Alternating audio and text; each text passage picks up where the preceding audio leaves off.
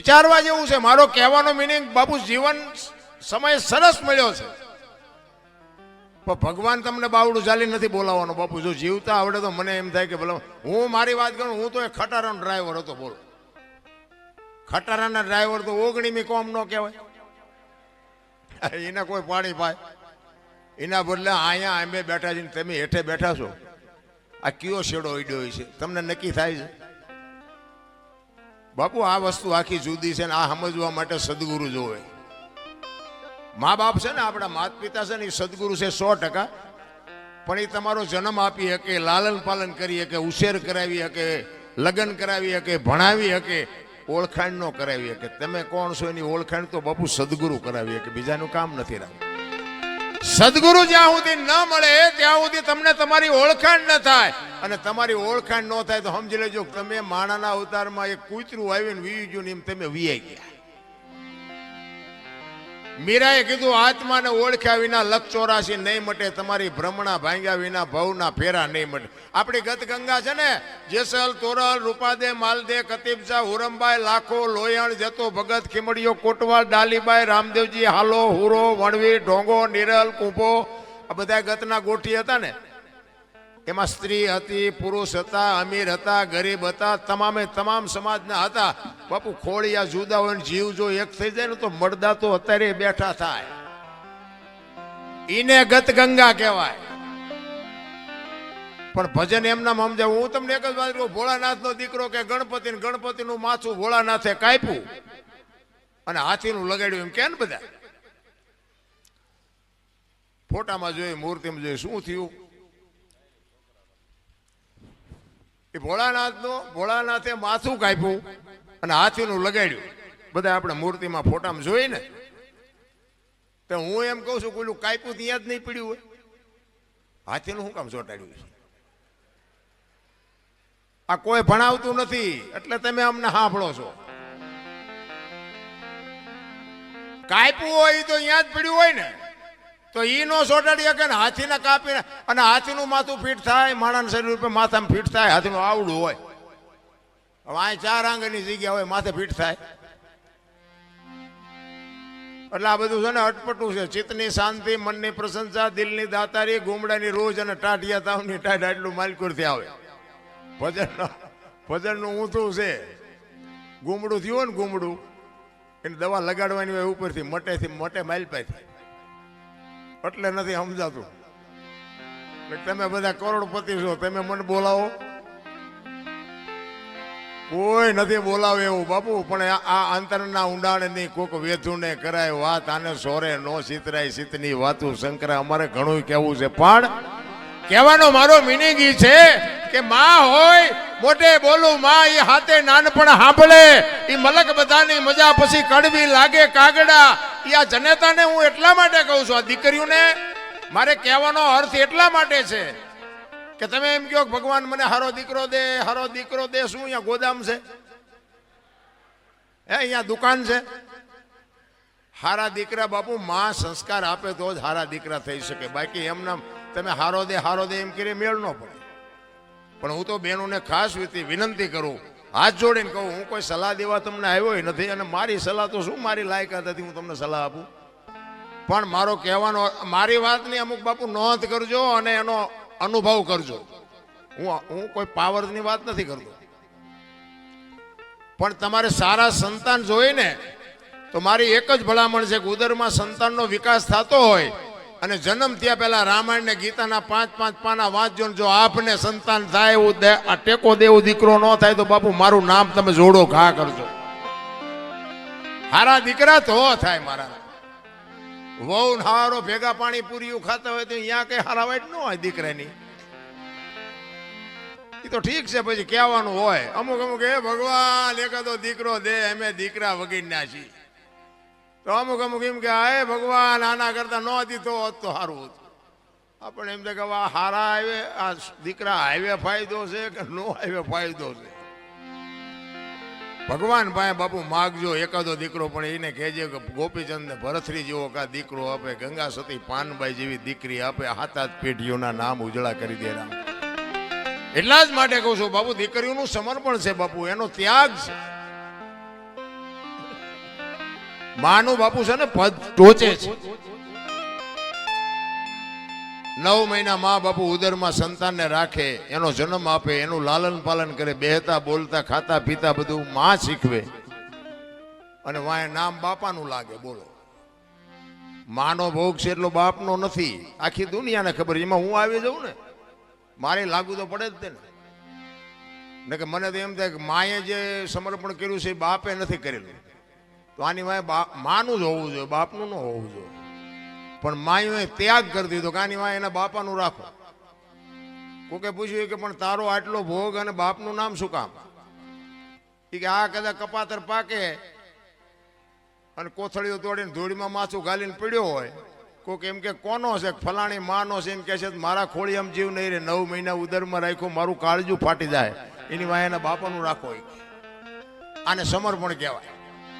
અને હારા દીકરા છે ને એ માન ખબર છે કે આની વાય મારું જ રખાય. હારા દીકરાની વાય જનેતાનું છે. હનુમાનજી કોનો, અંજનીનો, કર્ણ કોનો, કુંતીનો, ભીષ્મ કોનો, ગંગાનો, શિવાજી કોનો, જીજાબાઈનો, ગાંધીજી કોનો, પુતળીબાઈનો. હારા હારા માના બગડેલા અમારા માં છે ને ઉપર બેઠી બધે ધજા, મહારાસુર, પાવાગઢ, ચોટીલા બધે જ્યાં જાવ ત્યાં માં ઉપર બેઠી. શું કામ? મારા સંતાનની નજર રહે એટલા માટે. બાપા બધા ભોંયરામ છે, ત્રંબકેશ્વર ને રફાળેશ્વર ને ભોંયરેશ્વર ને રિયા સલમુદા બે.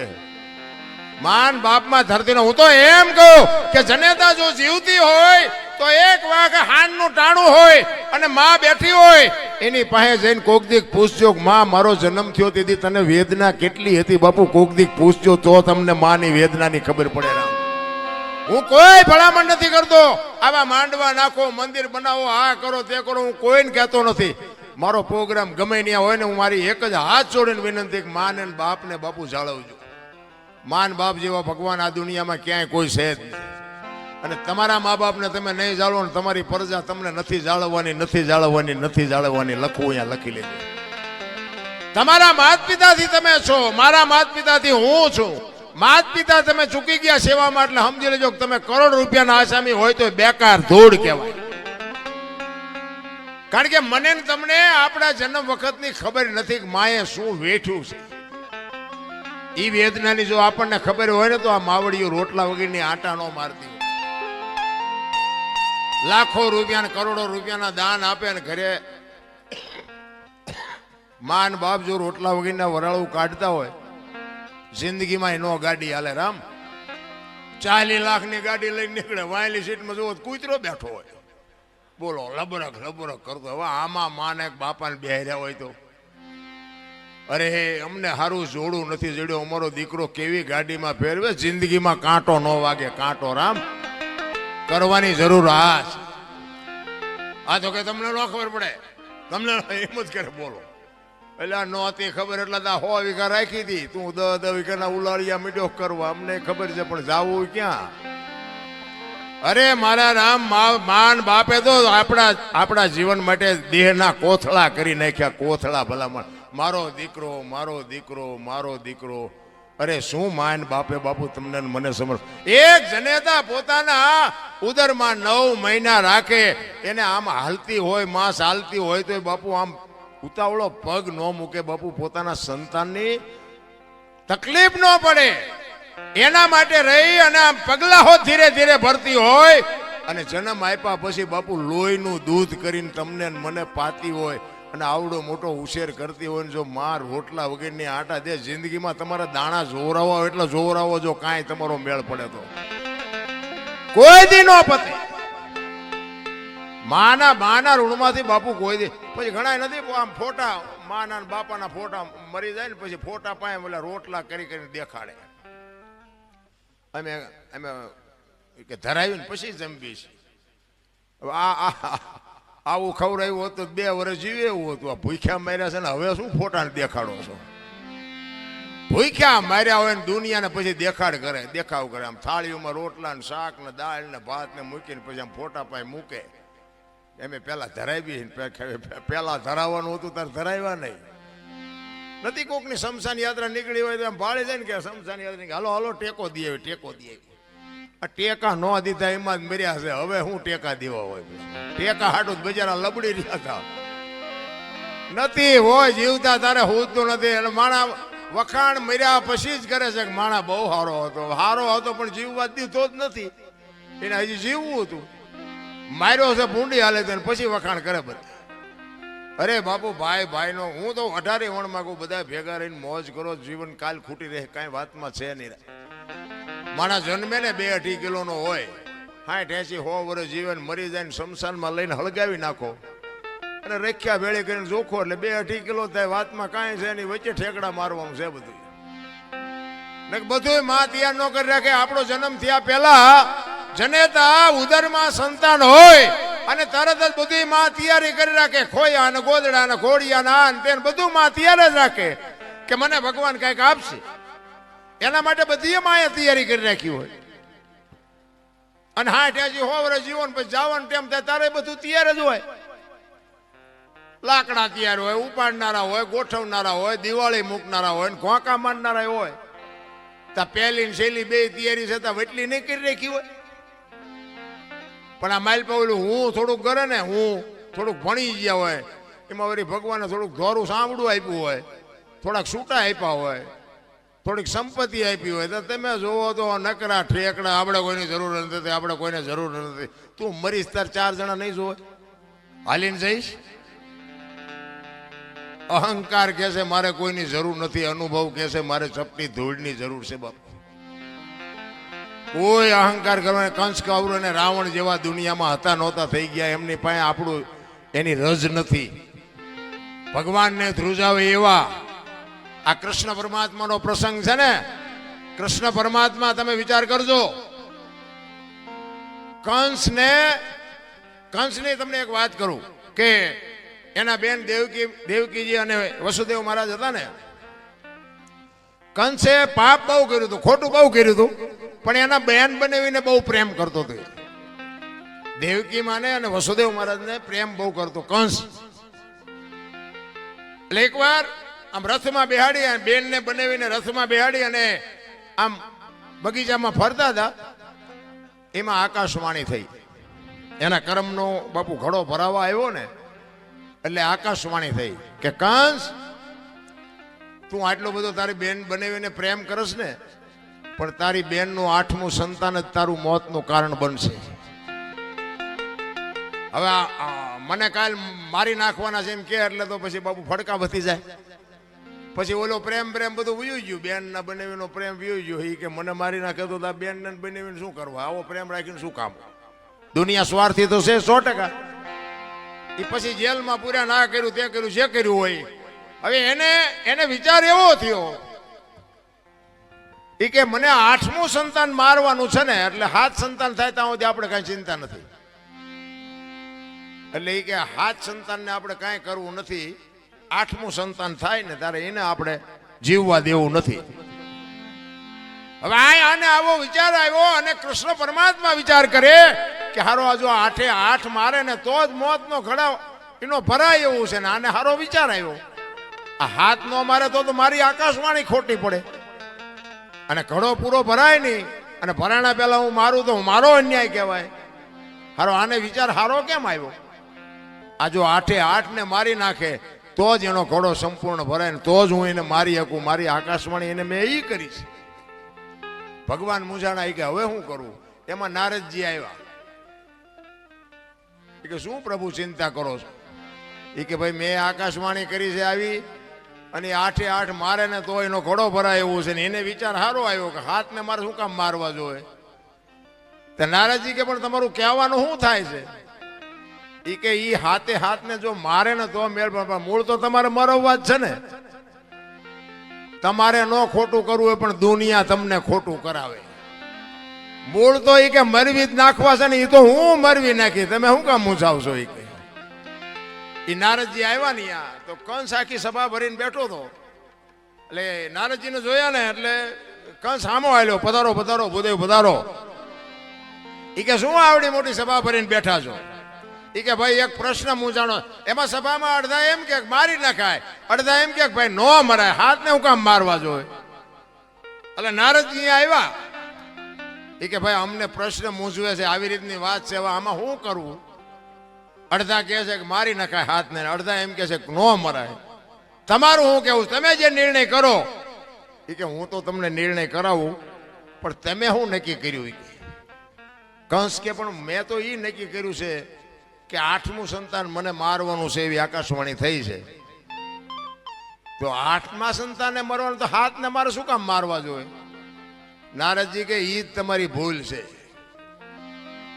8એ 8ને મારી જ નખાય. એ કે પણ તમે વિચાર તો કરો, એને ભગવાન એવું બોલ્યા છે કે 8મું સંતાન તો 1 2 3 4 5 6 7 પછી જ 8 આવે ને, હાથને મારવાનો અરજ શું? એ કે તમે નહીં સમજો, હું તમને સમજાવું. એ કે આમ દિવાલ ઉપર લીટા કરો. જો આ નારદજી બાપુ ખોટું જે કરાવવા વાળા હોય ને એ તમને ગમે ઊંધા કાન પકડાવીને તમને ખોટું કરાવે. નારદજી કે આમ તમે લીટા કરો.